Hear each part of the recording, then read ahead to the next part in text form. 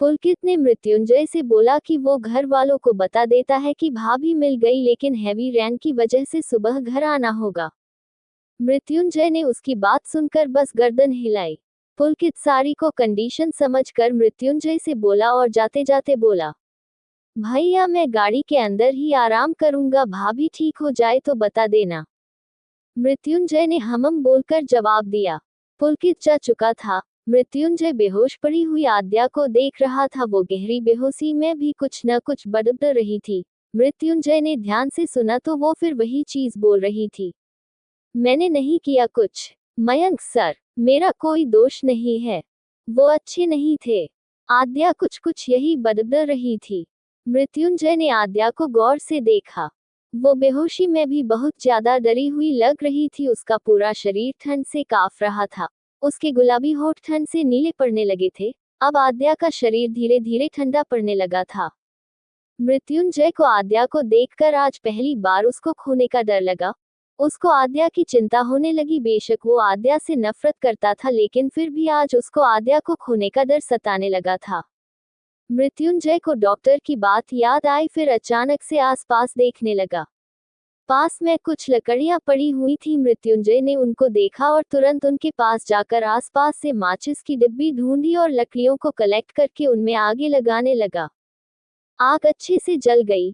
तब उसने पास में रखे कपड़ों में से एक बड़ा सा कपड़ा लिया, साथ में एक ब्लैक कलर का कंबल निकाला और उसे पहले थोड़ा गर्म करने लगा।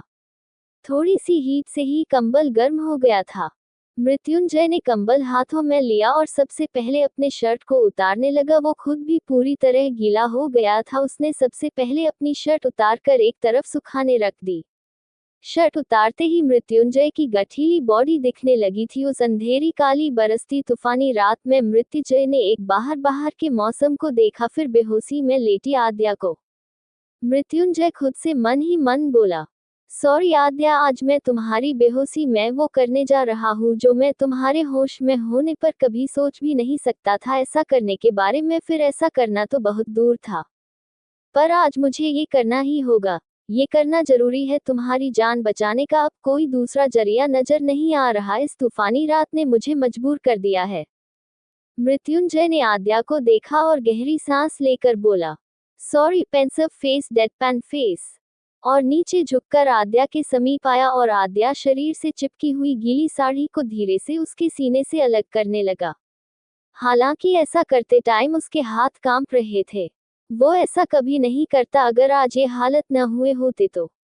वो बेबसी से आद्या के शरीर से धीरे धीरे उसकी साड़ी को अलग कर देता है।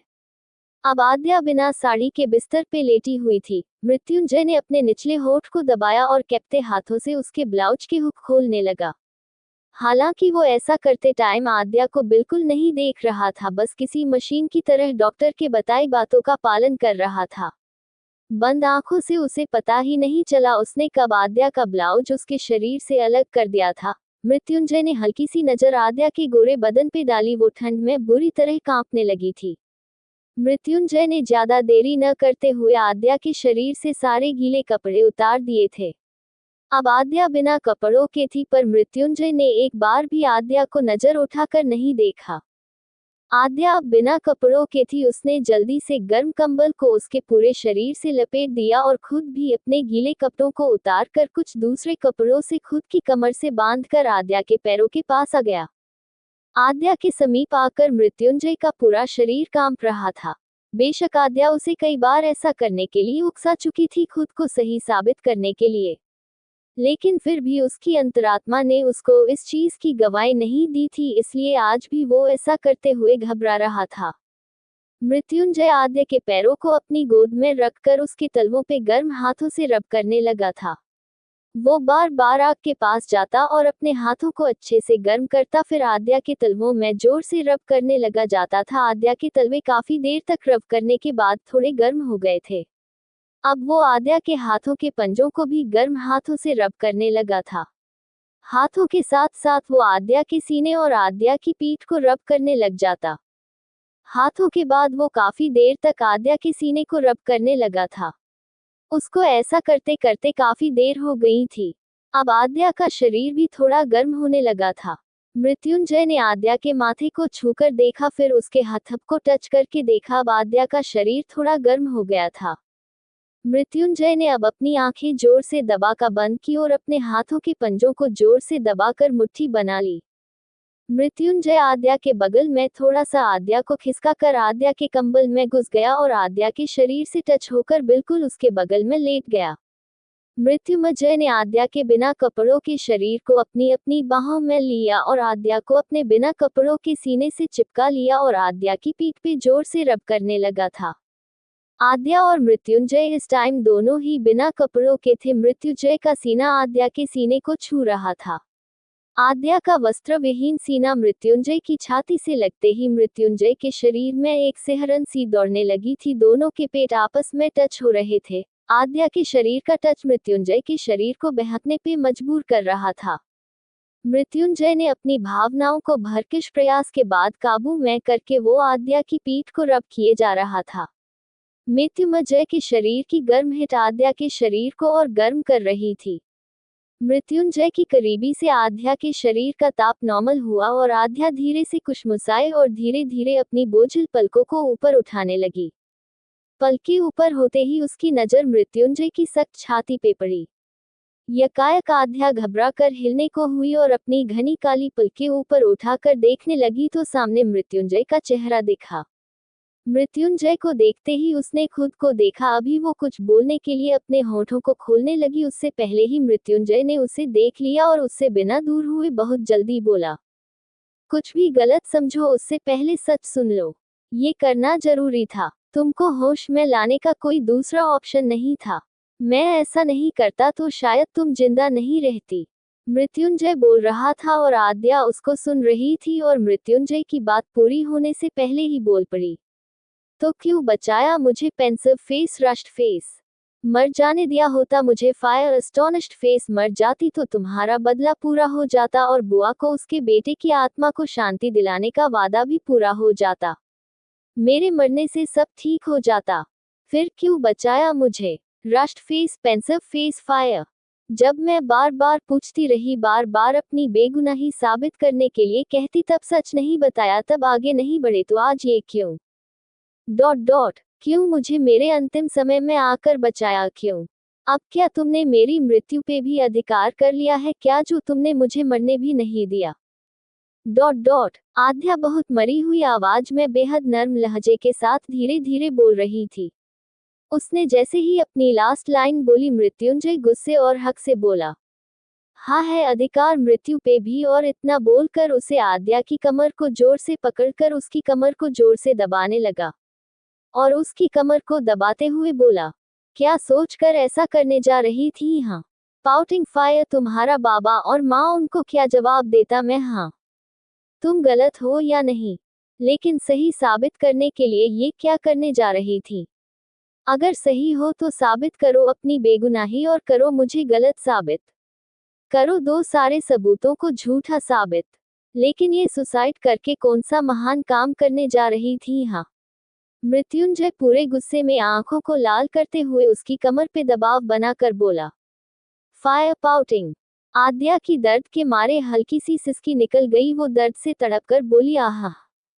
Fire fire. मृत्युंजय ने क्रोध से उसकी आंखों में देखा। आद्या जो अभी भी बहुत कमजोर लग रही थी, उसने मृत्युंजय की आंखों में देखा, जिनमें आज उसे खुद के लिए गुस्सा नहीं, असीम केयर और प्यार नजर आ रहा था। आज उसे मृत्युंजय की किसी बात का बुरा नहीं लगा, उल्टा वो उसके प्यार से दिए दर्द पे भी हल्के से मृत्युंजय के और करीब आ गई थी। दोनों के शरीर पे इस टाइम कपड़े नहीं थे। दोनों के बिना कपड़ों के शरीर एक दूजे से टच ही रहे थे। दोनों की भावनाएं बहकने को मजबूर कर रही थी।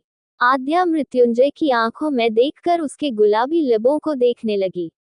दिलफाया और आद्या मृत्युंजय की करीबी से वैसे ही मचलने लगी थी। उसका शरीर उसके कंट्रोल से बाहर हो रहा था।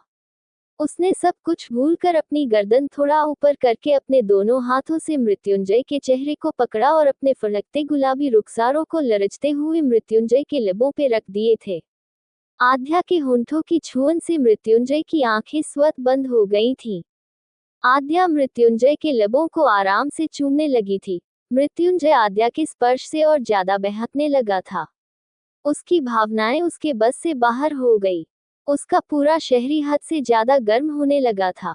मृत्युंजय ने बंद आंखों से अपने दोनों हाथों से आद्या की कमर को मजबूती से पकड़ लिया और उसकी पूरी पीठ पे अपनी अंगुलियां फिराने लगा। आद्या की खुली पीठ पे मृत्युंजय की अंगुलियां हरकतें कर रही थी। मृत्युंजय के इस हरकत से आद्या मचलने लगी थी। वो तड़पकर मृत्युंजय के सीने से चिपक रही थी। मृत्युंजय ने आद्या की कमर से अपनी अंगुली अब उसके पेट की तरफ लाके फिराने लगा था। आद्या के पेट में तितलियां सी दौड़ने लगी थी। मृत्युंजय ने पलक झपकते ही आद्या को सीधा लिटाया और खुद उसके ऊपर आ गया। अब मृत्युंजय आद्या के ऊपर था और आद्या उसके नीचे। मृत्युंजय ने बेहद बेसब्री से आद्या के गीले होठों को देखा और उनको जुनून के साथ चूमने लगा। मृत्युंजय पूरे जोश के साथ आद्या के लबों को चूम रहा था।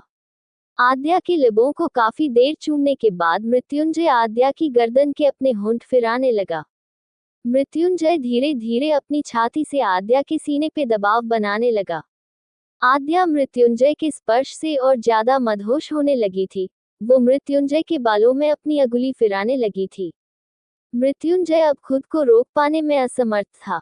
वो धीरे धीरे आद्या के सीने पे चूमने लगा था। मृत्युंजय के चूमने से आद्या जलबेनमीन की तरह तड़पने लगी थी। मृत्युंजय अब धीरे धीरे आगे बढ़ रहा था। वो किस करते करते आद्या के पेट पे आ गया था। वो आद्या के पेट पे टंग फिराने लगा था। आद्या गहरी लंबी सांसें लेने लगी थी। दोनों का शरीर अब तपने लगा था। आद्या अब पूरी तरह मृत्युंजय के तन में और मन में सामने को आतुर हो रही थी। मृत्युंजय ने आद्या के पेट पे किस करते करते आद्या पैरों की तरफ जाने लगा था। आद्या तड़प से पैरों की एडियों को रगड़ने लगी थी। वो गहरी गहरी सांसें ले रही थी। आद्या की गहरी गर्म सांसें मृत्युंजय को और ज्यादा बहका रही थी। वो आद्या की मदहोशी भरी आवाज से उत्तेजित होकर नीचे की तरफ बढ़ने लगा। दोनों के शरीर भट्टी की तरह तप रहे थे। बस दोनों तन से और मन से एक दूजे में समाने को आतुर हो रहे थे। आज आद्या की मदहोशी भरी आवाज मृत्युंजय को आगे बढ़ने को उकसा रही थी। बाहर घनी काली रात के बीच मूसलाधार बारिश के साथ तूफान थमने का नाम नहीं ले रहा था। और अंदर बंद घर के अंदर आद्या और मृत्युंजय के जज्बात आज भटका रहे थे। दोनों ऐसी कंडीशन में आ गए थे कि दोनों ही बस एक दूजे में समाने को आतुर थे। मृत्युंजय आद्या के पैरों के बीच आया। उसने आद्या के ऊपर झुककर अपने तड़पते होंठों को आद्या कानों के पास लेके गया और बहुत मदहोशी से बोला, क्या मैं? उसने अपनी आकर्षक और मदहोशी भरी आवाज में इतना ही बोला कि आद्या ने अपने लबों को उसकी छाती से छुआ दिया। Fire fire! मृत्युंजय आद्या की हाँ समझकर आगे बढ़ा। उसने आद्या के दोनों हाथों को बिस्तर के विपरीत दबाया और उसके शरीर पे अतिरिक्त दबाव बनाते हुए उसके शरीर में समा गया। आद्या की दर्द से तेज सिसकी निकल गई। मृत्युंजय ने आद्या के गर्दन पे होठ रखते हुए आगे बढ़ा। मृत्युंजय और आद्या दोनों की सांसें बहुत तेज चल रही थी। आद्या दर्द से तड़प रही थी। मृत्युंजय बहुत आराम से आगे बढ़ रहा था, फिर भी आद्या की दर्द से सिसकी निकल रही थी। दर्द इतना ज्यादा था कि आद्या की आंखों की कोरों से आंसू की बूंदें गिरने लगी थीं। मृत्युंजय थोड़ी देर रुककर आद्या को चेहरे को देखने लगा, जिस पर असीम दर्द और सुख की रेखाएं उभर रही थीं। मृत्युंजय उसके लिप्स पे अपने लिप्स रखकर चूमने लगा। काफी देर मुंह लिप्स चूमने के बाद वो आद्या की आंखों में देखने लगा। आद्या ने धीरे से अपनी पलकें झपका दी। मृत्युंजय हल्की मुस्कान लिए वापस आगे बढ़ने लगा। इस बार आद्या हल्की मीठी सी आवाज के साथ सिसकी